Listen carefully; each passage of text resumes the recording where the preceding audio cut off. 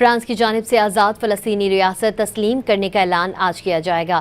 فرانسیسی صدر میکرون نے فلسطین میں سفارت خانے کا قیام اسرائیلی یرغمالیوں کی رہائی سے مشروط کر دیا۔ انہوں نے امریکی ٹی وی چینل کو انٹرویو میں واضح کیا کہ قیدیوں کی رہائی ایک بنیادی شرط ہے، اس کے بغیر سفارت خانہ قائم نہیں ہوگا۔ فرانسیسی صدر نے مزید کہا کہ فلسطینی ریاست کا باقاعدہ اعتراف ہی سیاسی حل کا واحد راستہ ہے۔ پیرس کے ایفل ٹاور پر فلسطین اور اسرائیل کے پرچم لہرا دیے گئے۔ فرانس کی جانب سے آزاد فلسطینی ریاست تسلیم کرنے کا اعلان آج کیا جائے گا۔ فرانسیسی صدر میکرون نے فلسطین میں سفارت خانے کا قیام اسرائیلی یرغمالیوں کی رہائی سے مشروط کر دیا۔ انہوں نے امریکی ٹی وی چینل کو انٹرویو میں واضح کیا کہ قیدیوں کی رہائی ایک بنیادی شرط ہے، اس کے بغیر سفارت خانہ قائم نہیں ہوگا۔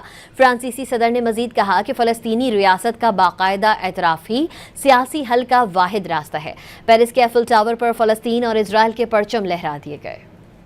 فرانس کی جانب سے آزاد فلسطینی ریاست تسلیم کرنے کا اعلان آج کیا جائے گا۔ فرانسیسی صدر میکرون نے فلسطین میں سفارت خانے کا قیام اسرائیلی یرغمالیوں کی رہائی سے مشروط کر دیا۔ انہوں نے امریکی ٹی وی چینل کو انٹرویو میں واضح کیا کہ قیدیوں کی رہائی ایک بنیادی شرط ہے، اس کے بغیر سفارت خانہ قائم نہیں ہوگا۔ فرانسیسی صدر نے مزید کہا کہ فلسطینی ریاست کا باقاعدہ اعتراف ہی سیاسی حل کا واحد راستہ ہے۔ پیرس کے ایفل ٹاور پر فلسطین اور اسرائیل کے پرچم لہرا دیے گئے۔